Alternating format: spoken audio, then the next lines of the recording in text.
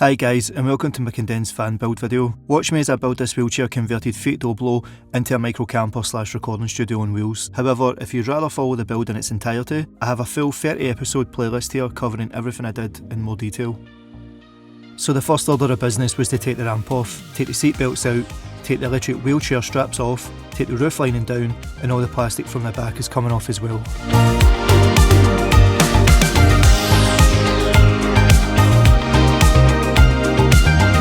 With the ramp now off, I quickly realised in order to reattach the bumper I needed to keep some of the ramp, so I cut it and reattached it.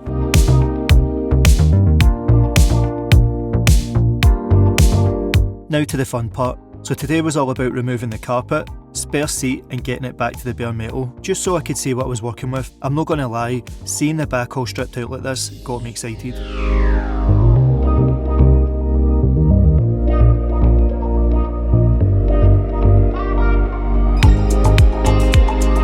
So after ripping up the carpet, there was a lot of hair residue left over, as you can see here. Not to mention all the untreated holes all around the floor, so we'll need to sort that with some hammerite and some jaw weld epoxy. But first I sanded the floor to get as much hair and glue off as I could, which now looks a hell of a lot better. So to help the epoxy adhere to the floor better, I gave the holes another once over, and before filling them, I painted the hammerite on to help prevent rust.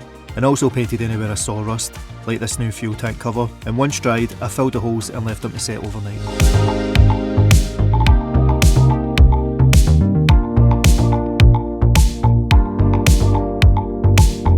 So today I took out the front seats to check the carpet condition, and also to remove any wiring from the wheelchair pulley system.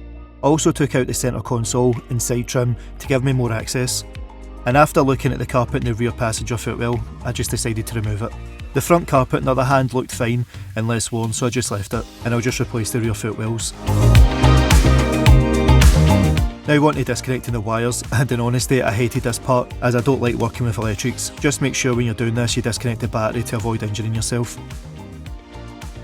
After the wiring, I moved on to giving the van a good clean and wipe down. I took the parcel shelf down for this, and trust me, unless you have help, I'd advise cleaning it without taking it down. It was just a nightmare to put back up. So holes filled, surfaces cleaned and ready for installation. So my only goal with the vapour barrier was to cover all the bare metal, and this was to help reduce condensation, as well as retaining as much heat as possible, and then I filled wheel insulation in all the cavities where I could find them. Then the last job of the day, I had the windows tinted limo black.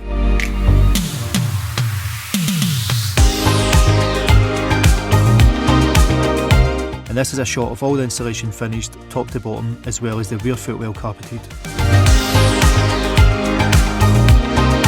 And onto the floor layout, and I'm using cardboard to map out a template, which I then used to mark up the wood for a perfect cut.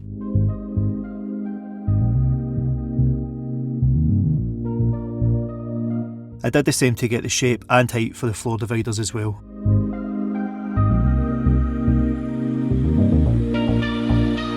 So this was the part of the build that I actually hated, carpet in the walls. It turned out fine, but I'd say take your time and keep a cloth with some white spirit at hand, just to be able to work with it better and to clean any excess carpet spray off.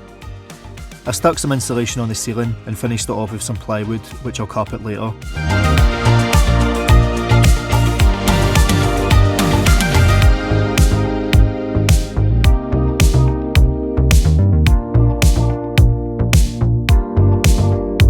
To finish off the day, I finished adding the parcel shelf extension. To provide more heat retention, I added a false floor using 1-inch battens, added wool insulation, then plywood.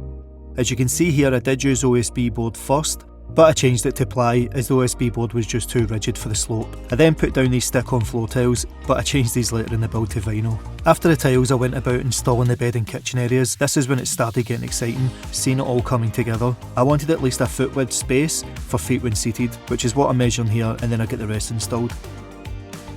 So this is where the new fuel tank was repositioned, and rather than have the bare metal exposed, I decided to box it in and reinforce it as a step, or another storage area later. So like I said before, I changed the floor to ply and vinyl, and I'm here just adding an end plate to the floor before sticking down the vinyl. It's no secret I hate how rushed I did the vinyl, it's something I wish I took my time on.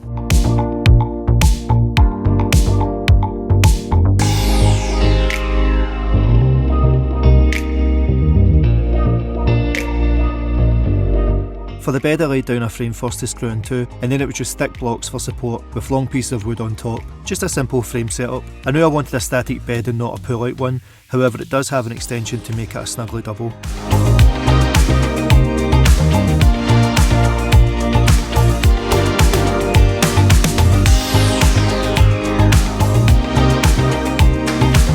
I chucked in a futon mattress just to check the seating position and legroom for lying down.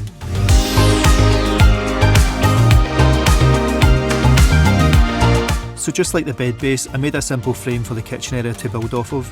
I did have a rough drawing to work from, but everything changed on the day of doing it. Not always advisable. And then I whipped the cardboard out and made a template for the worktop.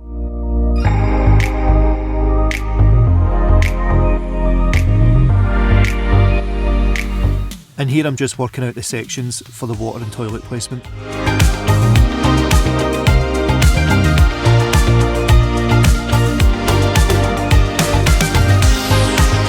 So for the worktop, I basically just reconditioned an old desk that I used for my music setup, and at the end of the day, I gave it a nice wrap.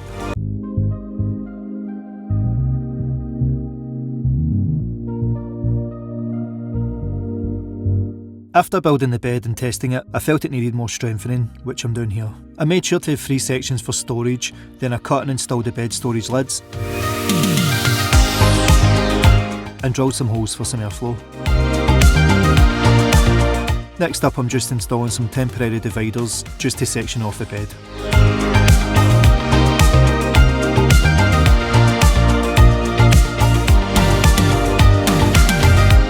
And as I had some vinyl left over, I decided just to use it under the kitchen.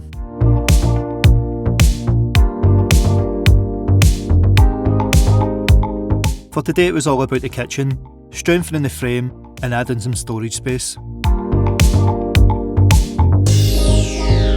I'm the first to admit I'm no joiner and have zero joinery skill. It's not perfect, but it doesn't have to be. With a little patience and trial and error, anyone can build their own camper.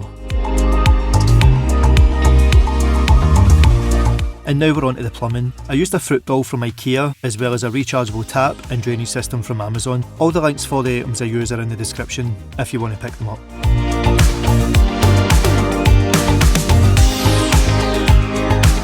I also made this little wooden frame just to hold the water in place.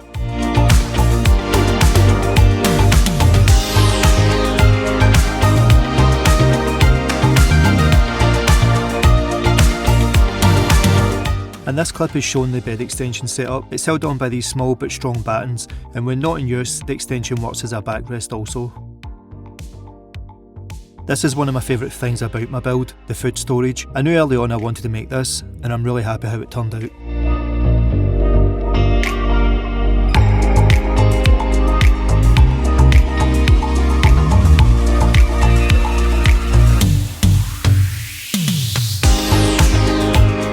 So to install LED lights, I just screwed the fixings onto the ceiling. These were pretty easy to install.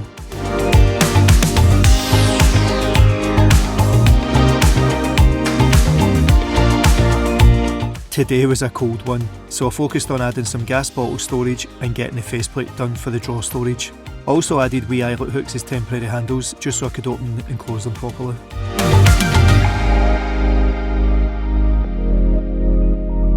And I also lucked out with my cooking setup as well because it fit in beside the water storage perfectly. So when building your camper you have to be open to change, and during a build I advise going out for a day or two as you may find things you want or don't. In this case I wanted to use my side door, so I had to sacrifice a toilet for it, which is fine as I replaced it with a foldable one, but it was the best decision I made for the camper. And here I'm just building out my new storage box. Today was a busy day. I got the panelling on the bed and kitchen area done. I redid the worktop wrapping for a cleaner finish, added a metal bracket to the floor end plate, and added rubber mats to the rear end of the van and to the ramp.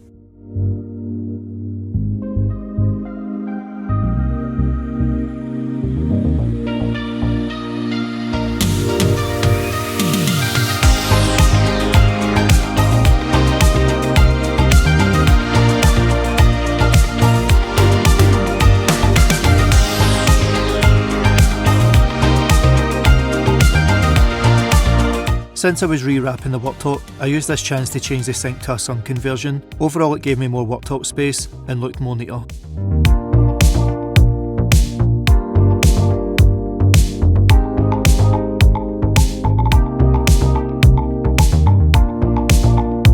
For my new side entrance, I reinforced the step with a rubber mat and some metal edging. I created a storage lid for my new storage box, added the rest of the panel into the kitchen area, and added rubber edging to the worktop.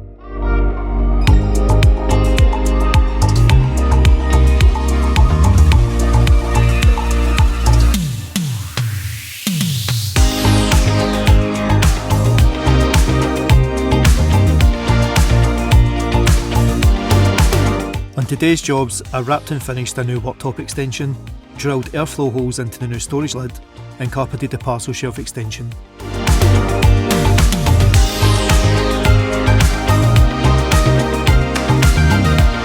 Today was exciting. After filling and sanding, I began staining the wood. And I'm only staining the panels, the rest of it's going to be painted a different colour.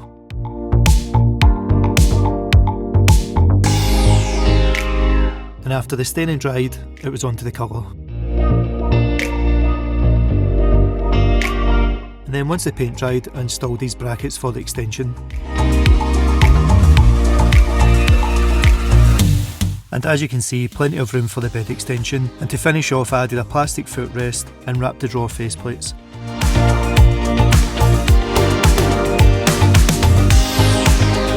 Today was just getting the last bit of painting done, as well as painting inside the storage boxes and getting them carpeted.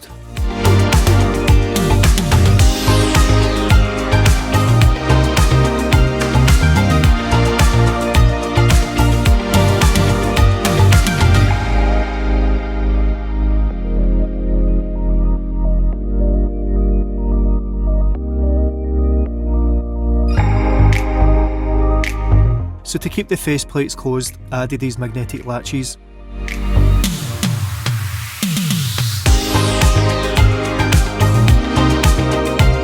And I also added this wooden panel to the water storage as well, just to clean it up a bit.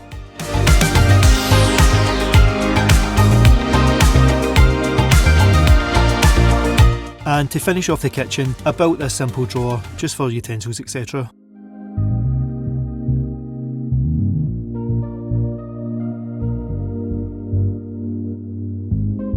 And as you can see, it's far from perfect, but it gets the job done.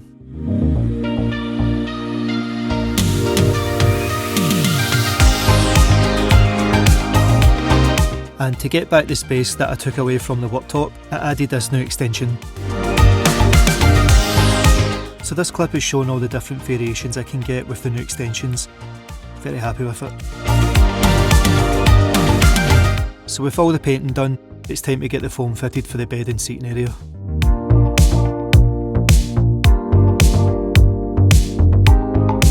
And here I'm just showing how the bed's made.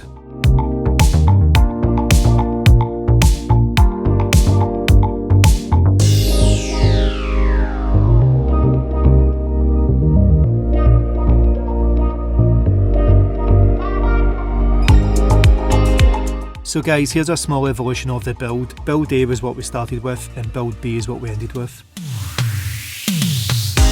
And for my power, I opted for the non-leisure battery route and chose the EcoFlow with solar. I also picked up a Blue Yeti for a steel and gum tree, doubling my power. And lastly, my lights, just a simple kit from Amazon that I screwed into the ceiling.